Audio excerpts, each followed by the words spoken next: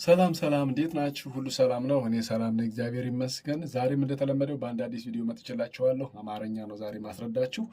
ለቻናሉ አዲስ የሆናችሁ ሰብስክራይብ ነበር የሆናችሁ ቪዲዮ ላይክ ማድረግ ትችላላችሁ። እንዲሁም ሁልጊዜ የምለቃቸው ቪዲዮዎች እንዲደርሳችሁ የደወል ምልክቱን ተጫኑ። ዛሬም የሚሸጋገር ግስና የማይሸጋገር ግስ የሚለውን እናያለን። ይሄ ማለት ማለት ነው። ወደ እንግሊዝኛው ስንመጣ አክቲቭ ቮይስ እና ፓሲቭ ቮይስ አለ። አክቲቭ እና ፓሲቭ የሚቀየር አለ። ነገር ግን ከፓሲቭ ወደ አክቲቭ ወይም ከአክቲቭ ወደ ፓሲቭ የማይቀየር አለ። ያንን የማይሸጋገር እንለዋለን። የሚሸጋገሩ የምንላቸው ግን ከፓሲቭ ወደ ከአክቲቭ ወደ ፓሲቭ የሚቀየሩትን ነው ማለት ነው። ስለዚህ ዛሬ ቆይታ የምናደርገው ስለሱ ነው። እንግዲህ አንድ ተሸጋጋሪ ግስ የምንለው መጀመሪያ የነበረውን ባለቤቱን ቀይሮ ባለቤት ድርጊት ተቀባይ ማድረግ ሲችል ነው። ለምሳሌ ይህ አረፍተ ነገር ሰውየው በሬ ገዛ። ሰውየው ባለቤት ነው። በሬ ግስ ነው። ገዛ ማነው? በሬ ስም ነው። ገዛ ድርጊት ነው ማለት ወይም እንግዲህ ባለቤቱ በሬ ነው ማለት ነው። ድርጊት ተቀባዩ የተገዛው በሬ ነው። ይሄ ድርጊት ተቀባይ ነው። ይሄኛው ግስ ነው። ይሄኛው ደግሞ ባለቤት ነው ማለት ነው። ስለዚህ ይህን ቀይረን መናገር ምንችል ከሆነ ተሸጋጋሪ ግስ እንለዋለን። ባጭሩ ምን አልኩኝ? መጀመሪያ አረፍተ ነገሩ ሙሉ ነው። ሰውየው በሬ ገዛ። ሰውየው ባለቤት ነው። በሬው ድርጊት የተቀበለበት ግዢ የተፈጸመበት ነው። ግሱ ገዛ ነው።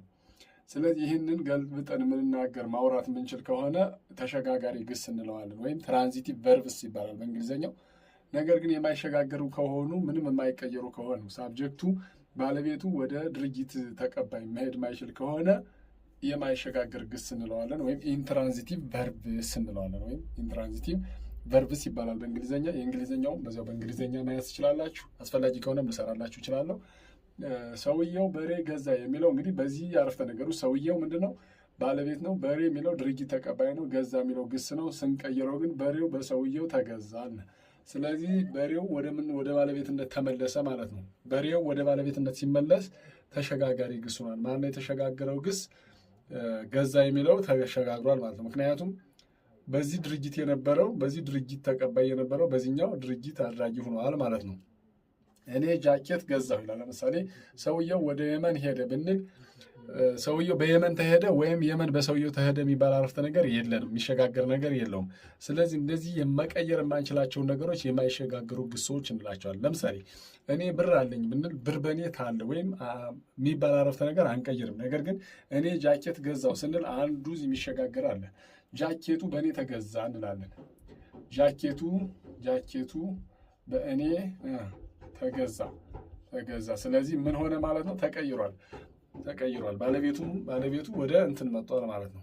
መጀመሪያ ድርጅት የተቀበለት እኔ ጃኬት ገዛው ስንል ጃኬት ድርጅት ተቀባይ ነበር። ምን ግዢ ተፈጽሞበታል። ነገር ግን በዚህኛው አረፍተ ነገር ላይ ስንመጣ ጃኬቱ በእኔ ተገዛ ስንል ጃኬቱ ወደ ባለቤትነት ተመልሷል ማለት ነው። እንደዚህ አይነት ይዘት ያላቸውን አረፍተ ነገሮች ተሸጋጋሪ ግሶች እንላቸዋለን። እንዲህ አይነት ነገር ያላቸውን ግሶች ተሸጋጋሪ ግሶች እንላቸዋለን። ለምሳሌ ይሄኛው አጎቴ መጣ ብዬ ብጽፍ አረፍተ ነገር ነው። መጣ የሚል ግስ አለው። አጎቴ መጣ የሚለው ተመጣ አጎቴ አይሆንም፣ አይቀየርም። ስለዚህ የማይሸጋገር ግስ እንለዋለን። አጎቴ ቤት ገዛ። አጎቴ ቤት ገዛ ብንል ግን ቤቱ በአጎቴ ተገዛ ማለት ነው። አጎቴ ተገዛ። ስለዚህ ይሄኛው ተሸጋጋሪ ግስ ነው። ያኛው የማይሸጋገር ግስ ይሆናል። አጎቴ ከአሜሪካ መጣ። አጎቴ በአውሮፕላን መጣ። እናቴ በአውሮፕላን መጣች። እናቴ በአውሮፕላን መጣች። አሁን ይህ አረፍተ ነገር እናቴ በአውሮፕላን መጣች የሚለው ምንም የሚሸጋገር ግስ የለም። አውሮፕላኑ በእሷ ተሄደበት ወይም ተመጣ አይባልም። ስለዚህ እነዚህን ይዘቶች የማይሸጋገሩ ግስ እንላቸዋለን። ድርጊት ተቀባይ የነበረው ለምሳሌ አጎቴ መጣ የሚለው አጎቴ ባለቤት ነው። ግሱ ይሄ ነው። እኔ ብር አለኝ የሚለውም ባለቤቱ እኔ የሚለው ነው። ሰውየው ወደ የመን ሄደ፣ ባለቤቱ ሰውየው ነው። ግሱ ሄደ ነው። ወደ የመን ደግሞ ድርጊት ተቀባይ ወደ የመን መሄዱን ነው። ግን ድርጊቱ ሙሉ በሙሉ የሚቀየር አይደለም። ያንን የማይቀየር ከሆነ ምን እንለዋለን? የማይሸጋገር ግስ እንለዋለን። ስለዚህ አጎቴ ቤት ገዛ፣ ቤቱ በአጎቴ ተገዛ ስንል ግን ተሸጋግሮናል፣ ትራንዚቲቭ ሆኖልናል ማለት ነው። ይህኛውን ኢንትራንዚቲቭ እንለዋለን። ሄለን ከአሜሪካ መጣች።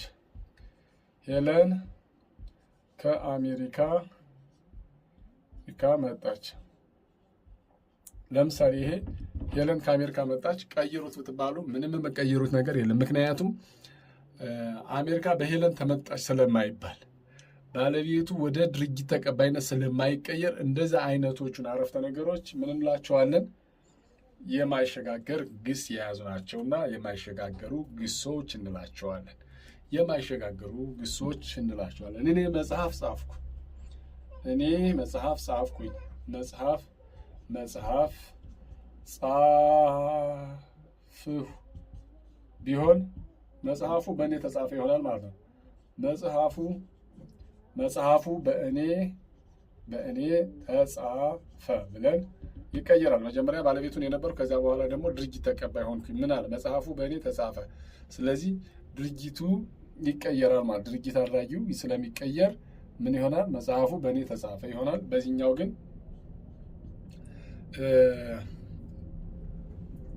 ደግሞ አበበም መጽሐፍ ሸጠ ቢባል አሁን ይገለበጣል፣ ይቀየራል። እዚህ ጋር በዚህኛው ላይ አበበ መጽሐፍ ሸጠ ቢባል ከዚህኛው ነው የሚመደብ ነው። መጽሐፍ ላኩኝ ቢል መጽሐፉ ተላከ ይሆናል። ስለዚህ ወደ እንትን የማይቀየሩትን መጽሐፍ ከወረቀት ይሰራል። መጽሐፍ ወይም ወረቀት ከእጽዋት ይሰራል። ወረቀት ከእጽዋት ይሰራል ብንል ወይም ይመረታል ብንል ቀይሩት ብንባል ምን እንላለን?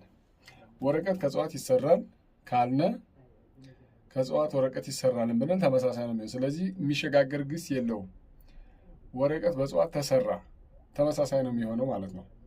ስለዚህ እኛው የማይሸጋገር ግስ ይባላል። የሚሸጋገሩ ግሶች ግን ድርጊቱ ወደ ባለቤት የነበረው ወደ ድርጊት ተቀባይ ሲሄድ እና ድርጊት ተቀባይ የነበረው ወደ ባለቤት ሲመጣ ተሸጋጋሪ ግሶች እንላቸዋለን ማለት ነው።